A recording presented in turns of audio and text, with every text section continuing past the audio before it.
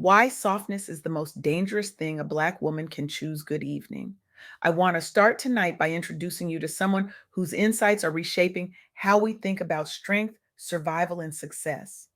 Her name is Shalena Carter, and she is a force, a mother of 7 children, a survivor of rape, molestation, abuse, domestic violence, murder in the family, and the devastation of drugs. And yet she is building a life and a business rooted not in the performance of strength, but in the radical revolutionary choice of softness. Shalena Carter is making the world a better place by showing us that healing is not the opposite of ambition. It is the infrastructure that makes ambition sustainable. And tonight, I want to share with you what I learned from her. This is the Soft Girl Era, hosted by me, LeAnne Dolce, pronounced Dolce, like sweet softness whispered in French. And tonight, we are going to talk about something that might make you uncomfortable. We are going to talk about why softness for Black women, especially survivors and mothers, is not a luxury.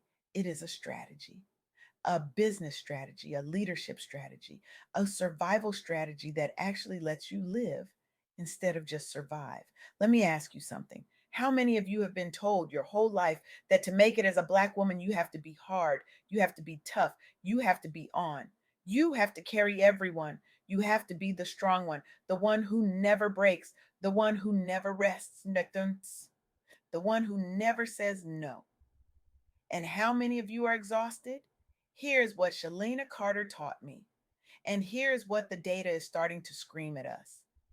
Black women are among the most educated, the most entrepreneurial, and the most economically productive groups in this country. And yet, we are also bearing the brunt of job losses, underpayment, and burnout. At the same time, Black women are one of the fastest growing groups of entrepreneurs, with about 17% of Black women in the United States in the process of starting a new business. That is higher than white women, higher than white men. So let me say this clearly: our softness, our healing, our rest, our boundaries, our emotional safety, these are not the opposite of ambition. They are the infrastructure that allows us to sustain our success, raise our children in wholeness, and build businesses that do not re traumatize us. For a Black woman and mother of 7 who has survived deep trauma, choosing softness is not denial of the pain. It is choosing not to let the pain be the CEO of her life or her business anymore. It is building a life and enterprise where her nervous system, her children, and her bank account can all be safe at the same time. That is revolutionary. Now, I want you to think about someone for a moment.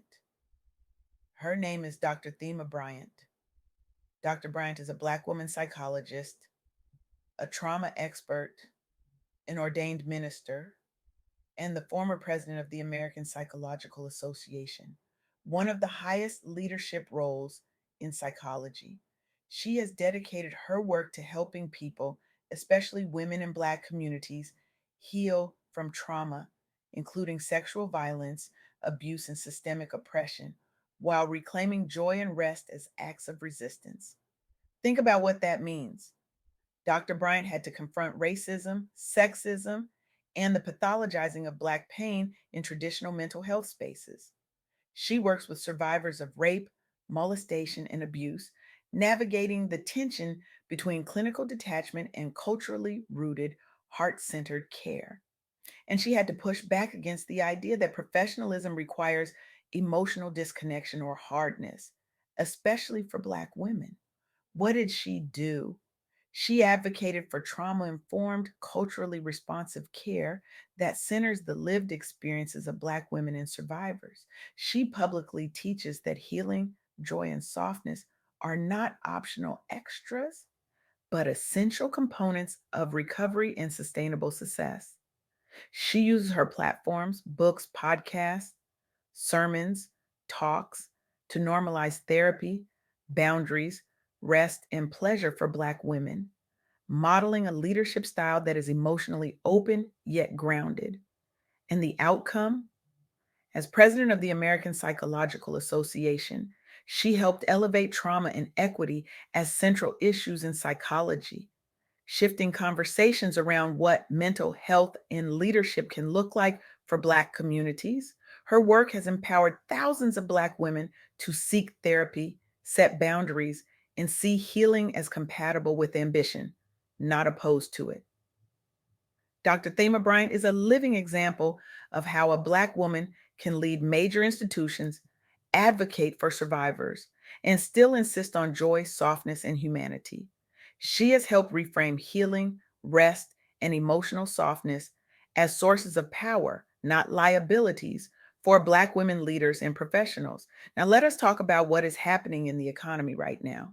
JP Morgan released an analysis that should make all of us stop and pay attention. Black women are the fastest growing group of entrepreneurs in the United States. About 17% of Black women are in the process of starting a new business, compared to 10% of white women and 15% of white men.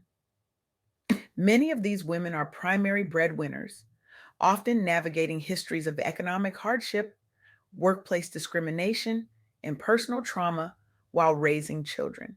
But here's the challenge: Black women entrepreneurs face limited access to capital, racial and gender bias, and unstable employment histories, often shaped by systemic inequities, and for many, personal histories of abuse or instability. They are overrepresented in low wage work and underrepresented in high paying sectors, creating financial pressure that pushes them toward entrepreneurship. And they are balancing caregiving, including for multiple children, with business building in an economy that devalues Black women's labor. So, what are they doing? Many Black women are creating service based or online businesses that allow flexible schedules, remote work, and the ability to be physically and emotionally present for their children. They lean on community ecosystems, Black women's networks, local programs, and women focused business support to access training, mentorship, and small amounts of capital. And some are intentionally designing their businesses around healing centered missions, wellness, coaching, social services, or products that serve other Black women survivors. The outcome? Black women are reshaping entrepreneurship by prioritizing autonomy, flexibility, and community impact over traditional hustle at all cost models. Their businesses contribute to local economies, provide jobs, and create culturally relevant services and products that did not exist before. The rise in Black women entrepreneurship is partly a response to structural harm, job losses, pay gaps, and discrimination in traditional employment. Instead of remaining stuck in systems that exploit their labor and ignore their trauma, many are choosing entrepreneurship as a path to self determination, emotional safety, and generational change. Black women now represent a disproportionately high share of new business creators in the United States, signaling both resilience and innovation in the face of systemic barriers. They are building brands and enterprises that often center wellness, care, and community, core elements of a soft girl era that is still deeply powerful.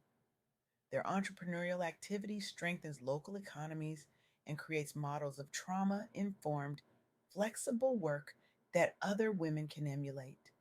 They show that you can build businesses that protect your peace, your children, and your community while still generating income and influence. Now, let me take you to California. The California Black Women's Collective Empowerment Institute released a report called The 2025 State of Black Women in California: From Data to Action. It highlights both the hardships and leadership of Black women in the state. It documents Black women's roles as leaders in classrooms, businesses, and movements, while also detailing high levels of poverty, housing instability, and health disparities. And it spotlights programs designed to help Black women gain skills, access jobs, build confidence, and lead. Programs that implicitly support a soft yet powerful evolution for Black women. Here's the reality: Black women make up only 6.6% of California's female population, yet are overrepresented in poverty, housing instability, and health disparities.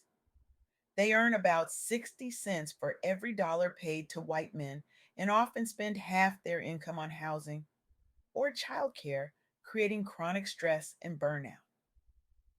Many are concentrated in caregiving roles, teaching, nursing, caregiving, that are underpaid and emotionally taxing, particularly for those already carrying trauma. So, what did the collective do? They launched initiatives such as She Works California, the Holly J. Mitchell Girls Empowerment Leadership Institute, and supporting our sisters to provide skills training, job access, confidence building, and leadership development for Black women and girls. These programs explicitly focus on empowerment, support, and community, not just work harder narratives, creating space for Black women to be resourced, seen, and emotionally supported. The outcome? Black women participants gain greater access to employment, skills, and leadership opportunities, while also building networks of support and sisterhood. The report notes surging entrepreneurship and civic engagement among Black women, reflecting a shift from mere survival to intentional leadership and influence. Historically, Black women in California, as elsewhere, have carried the weight of both family and community, often while navigating abuse, economic hardship, and systemic racism. The collective's work emerges from recognizing that data alone is not enough. Black women need healing centered, supportive ecosystems to turn their strength into sustainable, softer, more humane lives and careers. The collective has helped move it from data to action, translating statistics about Black women's struggles into concrete programs that uplift them. It has amplified Black women's voices in policy, business, and community leadership, helping them step into roles that honor both their power and their need for support. These initiatives are reshaping how institutions and communities respond to Black women's needs, prioritizing support, care, and leadership development over mere extraction of labor. They offer a living example of how a community can help Black women move from trauma and overwork toward a soft yet impactful era marked by resources, rest, and respect. So here's what I want you to take away from tonight: three things. First, softness is a strategy, not a luxury. For Black women, especially survivors and mothers, embracing a soft girl era is a business strategy and career strategy that protects mental health, reduces burnout, and creates the clarity needed for better decisions, better deals, and better boundaries. Second, your trauma does not disqualify you from leadership, it can refine your leadership. Many of the most impactful Black women entrepreneurs and leaders have built powerful, values driven businesses because they decided to transform their trauma into systems of care for themselves, their teams, and their communities, rather than keep performing strength until they collapse. Third, you're allowed to design work that serves your healing and your children, not just your bills. In an economy where Black women are losing jobs at alarming rates, yet starting businesses at record levels, it is not only possible but necessary to build business models, schedules, and boundaries that prioritize your safety, your kids' stability, and your peace without apologizing for it. Shalena Carter, a mother of seven, a survivor of rape, molestation, abuse, domestic violence, murder in the family, and drugs, is living proof that you can build a life and business where your nervous system, your children, and your bank account are all safe at the same time. That is not weakness. That is wisdom. That is leadership. That is power.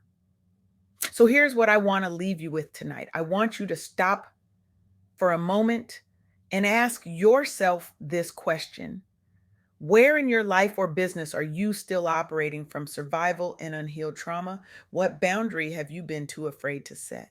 What rest have you been denying yourself? What softness have you been pushing away because you were told it would make you weak?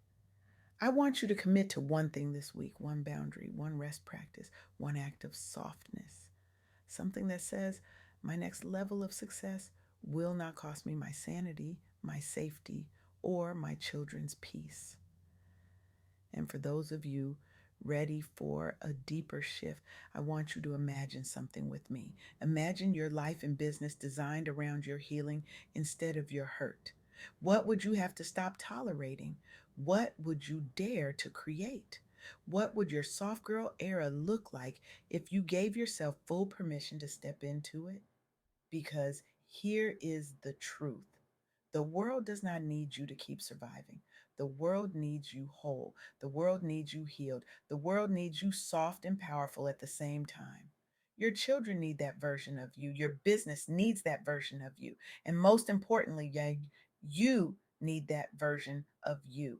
So I am asking you tonight, will you choose it? Will you choose softness as your strategy? Will you choose healing as your foundation? Will you choose rest as your rebellion? Because when you do not just change your life, you change the lives of everyone watching you. You give permission to the next Black woman, the next survivor, the next mother, the next entrepreneur to do the same. That is how we change the world, one soft, powerful, unapologetic choice at a time.